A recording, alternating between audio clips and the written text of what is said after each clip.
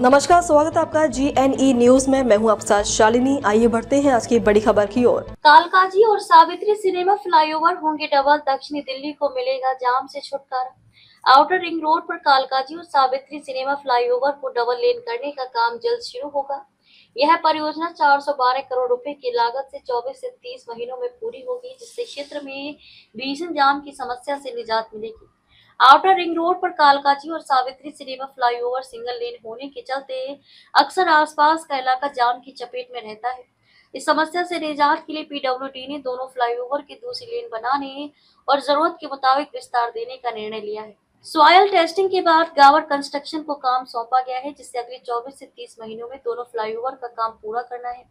गावर construction की ओर से निर्माण शुरू करने से पहले मिट्टी की जांच और भू तकनीकी सर्वे किया जा रहा है। इसके लिए गहरे बोरहोल खोदकर मिट्टी के नमूने लिए जा रहे हैं, ताकि फ्लाईओवर की नींव के लिए सुरक्षित वहन क्षमता और उपयुक्त डिजाइन का निर्धारण हो सके।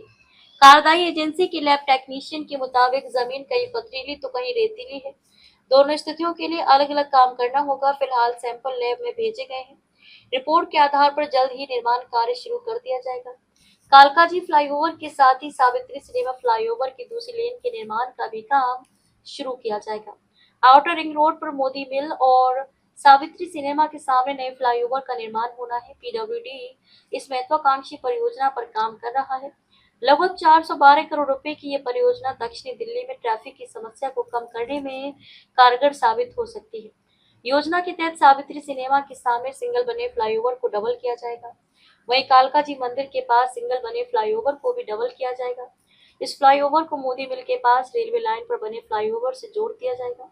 वर्तमान में सावित्री सिनेमा के सामने परचराज दिल्ली से मोदी मिल की तरफ आने के लिए फ्लाईओवर नहीं है। खबरों में अब तक के लिए बस इतना ही। फिर होगी आपसे मुलाकात, तब तक के लिए नमस्कार और देखते रहिए GNE न्यूज।